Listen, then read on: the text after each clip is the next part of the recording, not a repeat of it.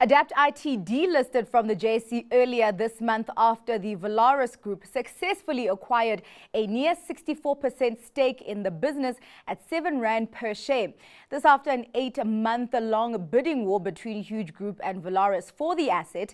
Tiffany, Dunsdon, CEO of Adapt IT, joins us with the where to from here for the company. Thank you so much for your time, Tiffany. Now, it's a whole new year, a brand new chapter for Adapt IT. And of course, this is after the takeover bid from Huge Group and Valaris, where the latter finally won with an almost 64% shareholding in Adapt IT. Now, this has led to the delisting of Adapt IT from the JSE. What can your stakeholders look forward to in this new era?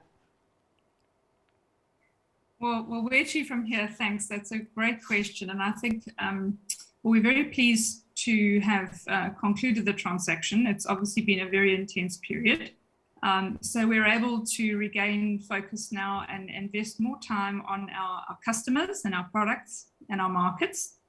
And the stakeholders, those are our key stakeholders, obviously, and our shareholders that have come private with us. We're still in the process of getting to know some of them. It's only been a couple of weeks, and we'll be engaging with them as well in terms of what they can expect going forward. But from the point of view of the company, I must say that myself, my executive, and I know I speak for all of Adapt IT's employees, we're very excited to be joining the Valaris Group and to really be part of something where the expertise and experience in software businesses, running software businesses really well, and also the M&A side of it is something we have a lot to learn from. So we're very excited and very energized at this point.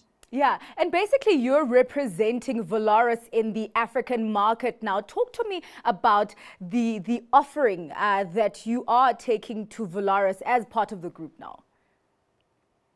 So I guess it's Valaris is a very large software group. It's been around for about 25 years. It's got offerings for all range of vertical markets and customers.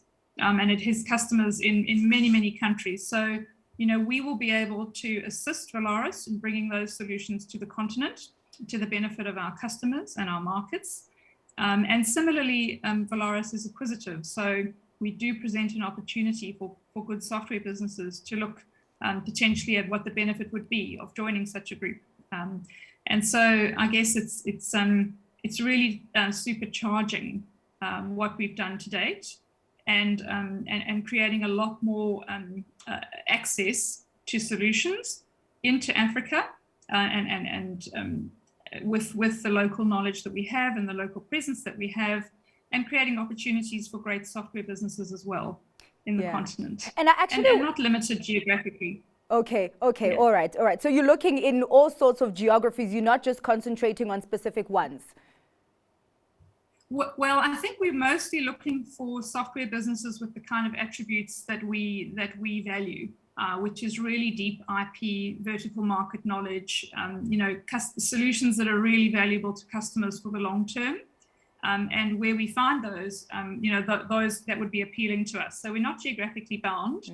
Having said that, our primary focus will be Africa and South Africa and the rest of Africa, about which we're very excited. But we know that any software businesses that we come across typically already have customers in a range of countries themselves, and may have sold their solutions globally. So it's not really limited by geography. It's more around great software businesses. Yeah, and with that we would find strategic. And with that acquisitive strategy that you are continuing with, Tiffany, with this foreign direct investment from Valaris and also the cash generated by Adapt IT, I mean, how much do you have in the kitty for those acquisitions?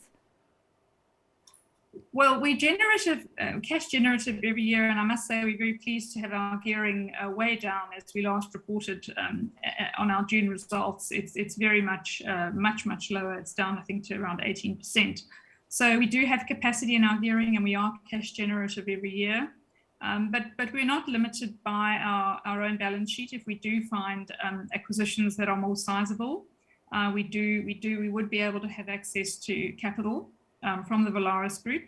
And of course, some of our other shareholders who've chosen to come private with us as well may be able to provide capital as well. So that is good to know that when we find the right quality of businesses that we're looking for, that we will have the backing and the support to be able to execute on those if they're good for business. Tiffany, I want to zoom into the trading environment that you are operating under. I do understand that your Adapt IT's performance has encountered some challenges concerning COVID-19 restrictions and how that's impacted your clients, specifically in the hospitality sector. How do things stand now, considering that over the holiday period and just even now, we haven't had these severe restrictions that we were accustomed to in 2020 and 2021, and also the variant that we have now is milder?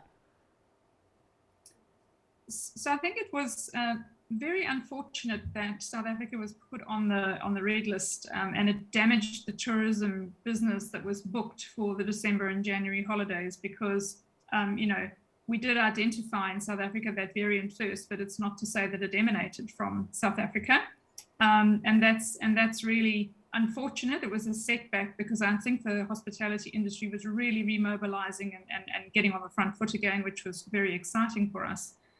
Having said that, I think that the rescission of that by most countries, like the UK, quite quickly did signal that that was an error, and I think it will resume again quite quickly.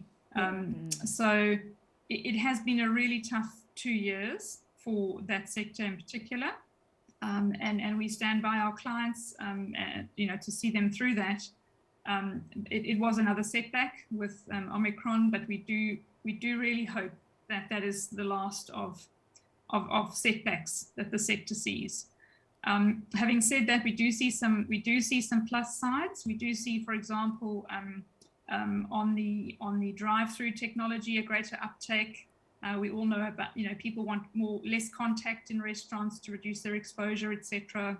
Through many lockdowns, we have learned that this is an area which will grow. It is growing in the first world. So we're bringing those technologies and new partnerships there as well to assist the industry, try to make the best of the opportunities that are presented through the pandemic as well.